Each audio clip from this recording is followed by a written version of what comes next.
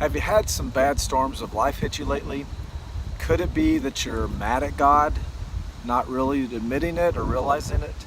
Well, if you are, or if you even think you might be, stay tuned and watch this video because this really could help you get a better focus on your problems and how to deal with it better. Stay tuned.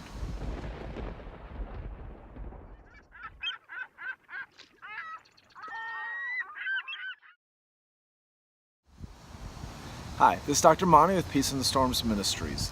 My main focus of my whole ministry is trying to help people deal with terrible things when they happen to us. Of course, depression is a big part of that, dealing with problems such as losing your legs, losing your health, losing loved ones, of course, dealing with serious medical illnesses, loss of a job, financial problems, divorce, separations, those kind of bad storms that hit us in life.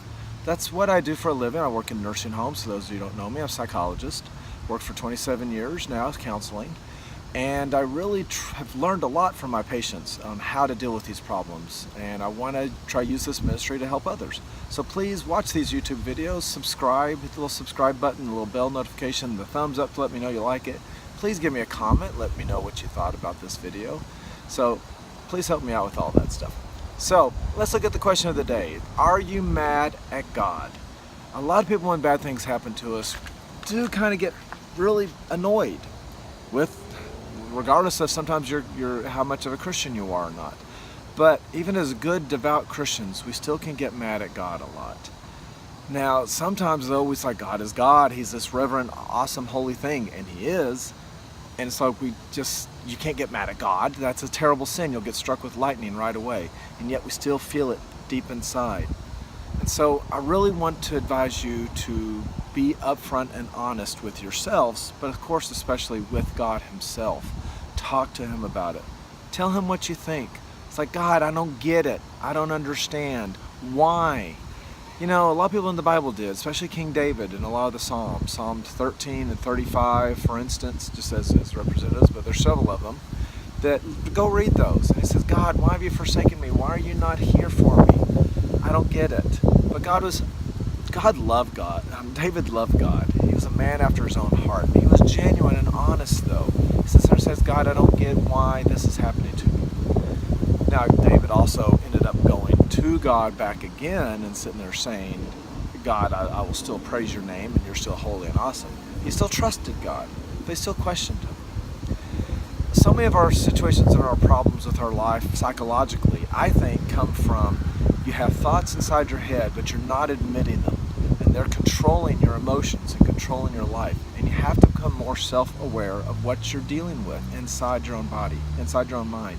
And you might have multiple feelings, sometimes contradictory feelings. You love God and you trust Him on one hand, but at the same time you're kind of really annoyed and pissed off that what's happened has happened to you. And so they contradict each other and they don't make sense, and that leaves us in psychological turmoil and problems a lot. So I always say get off all those thoughts out of your head and out in the open. No matter how silly or stupid or sinful or selfish they may be, get them out on the table and admit you're feeling them. Then you can deal with them much more directly, and you can realize, all right, maybe I really shouldn't have this thought. It's not really helping me. It's not really rational. So let me just put it off. And you can deal with it much better. But you have to be upfront and open with yourself about that, especially when it comes to God. God is our daddy. He's not just our father. He's our daddy. He loves us. He's also our friend. We're called friends of God. And we can talk to Him. Prayer shouldn't be a set remote prayer of, oh, Father, please do this and please do that. It should be a personal thing. Hey, God, what's up? How are you doing today? Can you please help me out with this? Or can you help me understand this? I don't understand. But ultimately, you've got to come back to a realization that God is always good. He's always fair and He's always just.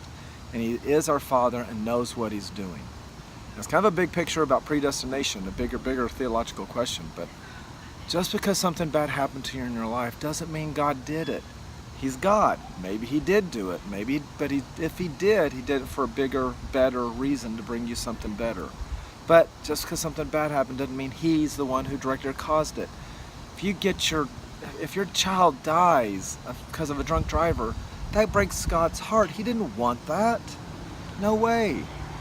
But He's sat there crying because He gave us free will. And the person who's drunk driving didn't follow His will, and bad things happen. God had to give us all free will to freely choose to love Him.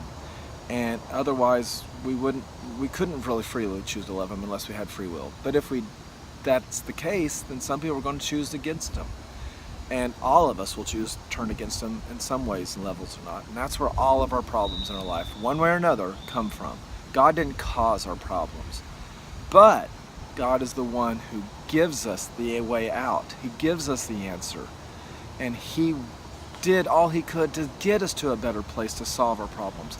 He did this specifically through Jesus Christ living a perfect life, dying on the cross, coming back to life, and promising us to give us a new life in this world, but especially the next world. It will happen and our problems will be solved. And maybe it still breaks God's heart that you're going through this, but can you use it to get closer to God, to come to a better understanding of your place with God, to submit to God on a deeper level to where it's not your will but His will be done, to where you die to yourself and live for Christ. If you can learn to do that through your storm, you will come out a better person, a happier person, a richer person, no matter what storm you're coming through right now. So you've got to trust that God didn't cause this, so you don't need to be angry at Him, but you need to be thankful and praise Him because He's the one who's done everything to get you out of the storm, even though we didn't deserve it, and yet He loves us that much anyway. So please just try to be open up front with God and did everything out on the open and deal with it, but look at the full big picture, the problems and the solutions.